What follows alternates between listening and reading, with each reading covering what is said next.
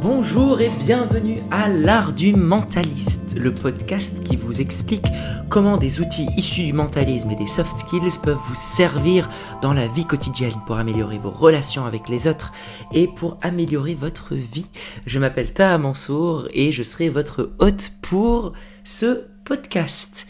Alors, pour celles et ceux qui étaient abonnés depuis le début de ce podcast, déjà je vous remercie de votre suite. Et je tiens à vous expliquer que pour des différends avec mon ancien collaborateur, j'ai dû malheureusement effacer tous les podcasts précédents. Mais ne vous inquiétez pas, l'Art du Mentaliste revient toutes les semaines avec de nouveaux épisodes. Alors, qu'est-ce que c'est ce podcast et qui suis-je ? Je me présente, je m'appelle Taha Mansour et après des études d'ingénieur, j'ai été diplômé de Centrale Paris. Et aujourd'hui, j'ai une double casquette. D'un côté, je suis mentaliste, auteur et metteur en scène de spectacles. Je tourne avec mes deux spectacles en ce moment, L'Effet Papillon, qui a été éligible au Molière et nommé spectacle magique de l'année en 2022. Et mon deuxième spectacle, La mystérieuse histoire de Thomas Polgarast, qui est une expérience inédite qui mélange théâtre et mentalisme. Je m'occupe aussi d'autres projets artistiques et je consulte régulièrement pour des magiciens et des mentalistes.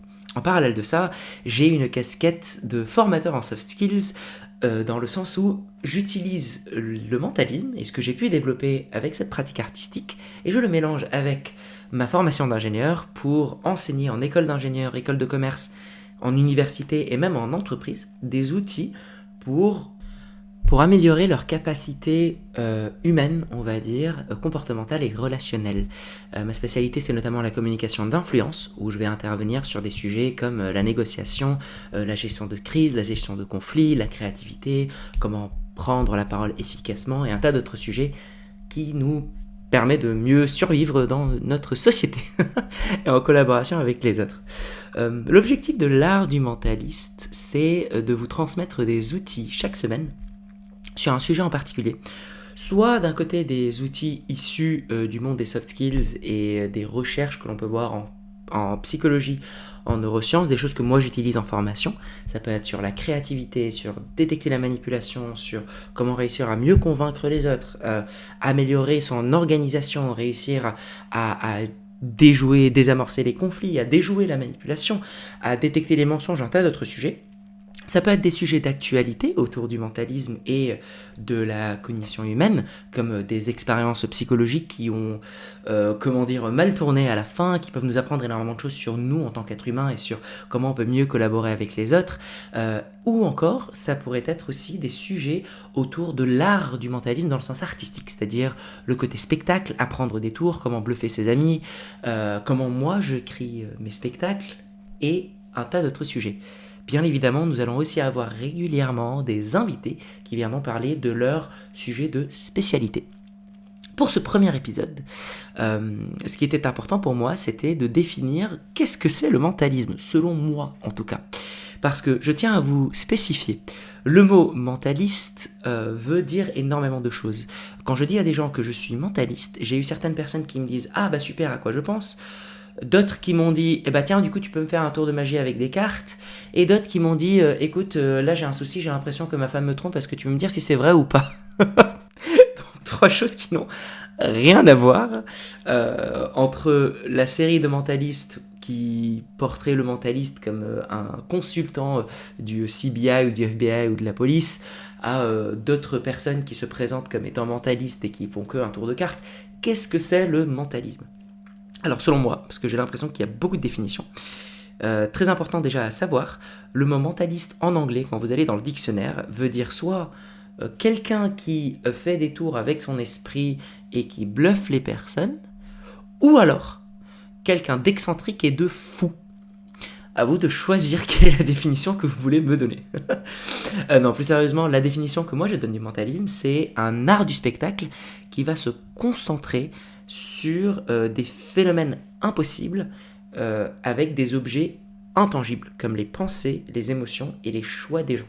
Là où le magicien, lui, va faire des tours ou des phénomènes impossibles avec des choses tangibles, comme des objets qui se téléportent, des trucs qui sont des femmes qui sont coupées en deux et qui sont recollées, de la lévitation, donc des phénomènes impossibles.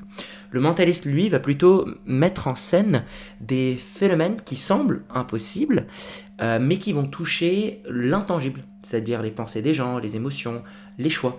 Par exemple, je pourrais faire monter quelqu'un sur scène et deviner quelque chose ce à quoi il pense, ou alors demander à plusieurs personnes de faire différents choix et montrer que tout ça a été prédit, ou alors créer une connexion de pensée et pousser deux personnes à penser exactement la même chose au même moment sans que, apparemment, je leur fasse quoi que ce soit. Et alors du coup, vous pouvez vous demander quel est le lien entre ce mentalisme-là qui est plutôt artistique et la vie quotidienne. Et bien tout simplement, selon moi, le mentalisme, au-delà du côté artistique, développe une posture et développe des outils qui peuvent servir dans la vie quotidienne à améliorer votre relation avec les autres, à mieux vous connaître et à tout simplement vous permettre de mieux atteindre vos objectifs. Bien évidemment, ce n'est pas moi qui ai développé toutes les choses que je vais vous parler. Et à la fin de chaque épisode, vous verrez en bas dans la description toutes les sources des livres, des articles et des vidéos auxquels j'aurai fait référence dans les épisodes qui vous permettront de creuser le sujet plus loin si jamais ça vous intéresse. Comme ceci est le premier épisode de lancement, quelques postulats préliminaires, un peu comme dans la PNL, la programmation neurolinguistique, Richard Bandler et John Grinder sont partis sur des postulats. En effet, comme dans toute, on va dire, science expérimentale, assez juste dans l'observation, c'est très compliqué de tester dans un laboratoire tout ce que je vais pouvoir vous dire. La majorité des choses viennent d'expériences, que ce soit d'expériences de vie, d'observation, moi de ma propre expérience, ou d'autres choses ensuite qui sont renforcées par des articles. Mais qui dit du coup expérience dit qu'il faut qu'on puisse partir de postulats communs, de choses pour lesquelles je vous promets. Et c'est comme ça que ça va se passer. Si ces postulats-là ne vous conviennent pas, désolé de vous dire que ce podcast du coup ne sera pas ce que vous cherchez. Il y en a 3 pour l'art du mentaliste. La première, c'est que je pars du principe que le mentalisme, ça s'apprend. Si vous venez apprendre la vérité derrière les énergies ou comment vous développez vous-même vos propres capacités psychiques, ce n'est pas le podcast. Même si la voyance et le psychisme est un de mes sujets favoris, et donc on l'étudiera d'un point de vue plutôt psychologique, et je peux vous montrer comment, à l'aide d'outils psychologiques, linguistiques et à l'aide d'intuition, vous pouvez donner l'illusion de pouvoir psychique, et vous pouvez même vous-même vous convaincre que vous êtes en train d'ouvrir vos chakras et de vous connecter avec l'unité de l'univers. Mais si en tout cas vous cherchez vraiment, réellement à le faire, moi je ne pars pas de ce postulat-là, et ça ne sera pas ce que l'on fera. Premier postulat, le mentalisme, ça s'apprend. La deuxième chose, je pars du postulat que tout le monde est capable de pratiquer les choses que je vais vous apprendre. C'est très important pour moi que vous sachiez ça. Il n'y aura pas de sujet que je vous dirai, à part les expériences potentiellement illégales qui sont là pour des faits divers, où je vous décommanderai du coup de les refaire à votre tour. Toutes les choses que je vous évoquerai sont des choses que au minima, au mieux j'aurais moi-même pratiqué constamment, et du coup je peux vous parler d'expérience, au minima où j'en aurais lu pas mal dessus et je peux vous partager des choses là-dessus, mais dans tous les cas tout le monde est capable de les faire. C'est un postulat qui est très similaire à un des postulats de la PNL, qui est que l'on peut soigner n'importe quelle personne en thérapie, même si peut-être que c'est faux. Il vaut mieux partir de cette croyance-là plutôt que l'inverse. Donc moi je pars du principe que tout ce que je vais vous expliquer s'apprend et s'entraîne. Et enfin, le troisième postulat, qui pour moi est le plus important et qui définit un peu ma posture en tant que mentaliste et mon état d'esprit, surtout en tout cas l'état d'esprit que je vais développer dans ce podcast-là, c'est que pour moi le plus important n'est pas l'information, mais ce que vous en faites. Que l'information soit vraie ou fausse, que vous soyez d'accord ou pas, que vous ayez déjà entendu ça, que ça soit en conflit avec d'autres choses, pour moi le plus important n'est pas que vous reteniez l'information, le plus important c'est de vous poser la question de ce que vous allez en faire de cette information-là. Car l'action, grâce à une information, et selon moi en tout cas, et selon l'action-là de ce podcast-là, plus utile que l'information telle qu'elle. Voici pour la présentation de ce podcast. À partir de la semaine prochaine, je ne serai plus seul, ceci étant uniquement le podcast de lancement, et je serai avec un ami co-animateur de ce podcast. Je vous en dis pas plus, car là, le prochain épisode, qui sera début février, donc notez-le dans vos agendas, sera tourné autour de lui pour que vous puissiez le rencontrer. Et disons que son domaine de spécialité est très relié au mentalisme, et donc ça va stimuler des discussions assez intéressantes entre nous. J'ai hâte que vous écoutiez ce podcast. Avant de terminer ce podcast d'introduction, il faut savoir aussi qu'à la fin de chaque épisode, il y aura un tips, un petit conseil simple et efficace que vous pouvez repartager autour de vous et que vous pouvez appliquer immédiatement pour améliorer votre vie. Et le premier de cet épisode de base sera autour de la notion de mentalisme d'un point de vue général. C'est ce que j'appelle les scénarios et les réalités multiples. Je m'explique. En tant que mentaliste, je dois parfois gérer différentes réalités en même temps de différentes personnes. C'est-à-dire que quand quelqu'un me rejoint sur scène, ce qui se passe dans sa tête n'est pas nécessairement la même chose qui est en train de se passer pour le public. Et si j'en ai deux sur scène, parfois, chacun d'entre eux croit que l'autre pense la même chose que lui, mais justement, il y a des différences parce que je leur ai parlé d'une manière différente, parce que je les ai mis dans des conditions différentes, parce que je leur ai montré quelque chose de différent, alors qu'ils ont l'impression que je leur ai montré la même chose, parce que je les ai mis dans un environnement qui les a stimulés différents, à droite ou à gauche, etc. Et qui, du coup, les a poussés à croire tous ensemble à avoir une même réalité.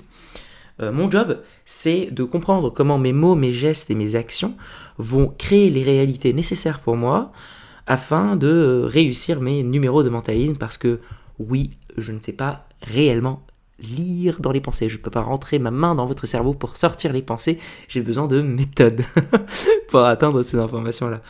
Donc, ce qui est important, pourquoi je vous parle de ça, c'est que comprendre que notre vie et nos relations sont basées sur les moments que l'on passe avec ces différentes personnes.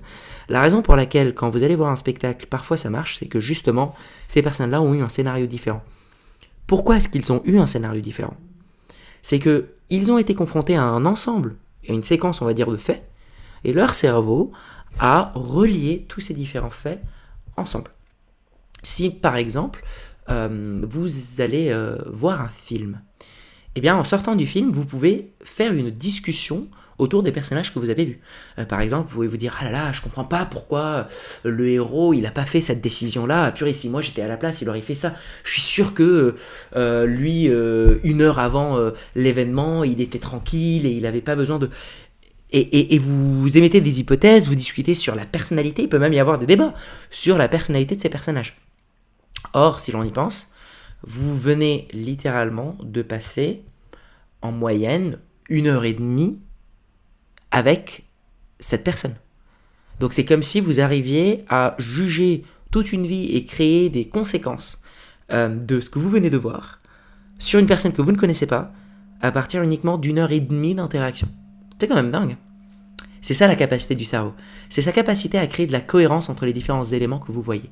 Donc, quand vous interagissez avec un nouveau environnement, votre cerveau va prendre plein de différents éléments et les relier ensemble pour se faire une histoire super rapidement sur ce que vous voulez retenir de cette chose-là. Comme du coup avec tous les personnages quand vous allez voir un film ou que vous lisez un roman. Pourquoi c'est utile dans la vie quotidienne ? Eh bien, sachez que vos relations avec vos amis et votre famille ne dépendent pas de votre personnalité, mais de ce qu'ils ont pu observer ou projeter sur vous uniquement pendant vos interactions. Et là, ça nous pousse à regarder nos relations d'une manière complètement différente. C'est-à-dire que l'idée n'est pas de se dire...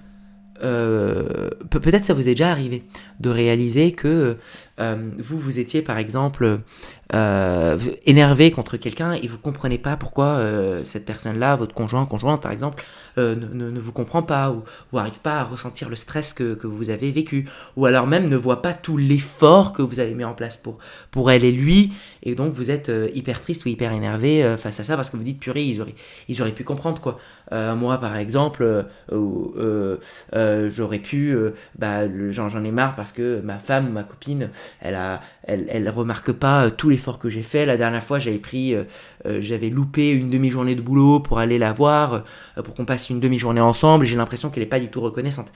Et bien peut-être parce que cette information-là n'est pas arrivée au moment où vous étiez en interaction. Peut-être qu'elle n'était pas au courant, peut-être que vous n'en avez pas parlé, et peut-être que tous les moments où vous passez avec elle sont des moments où vous vous énervez, où vous vous fâchez, ou même peut-être que vous êtes juste fatigué parce que vous faites justement cet effort-là.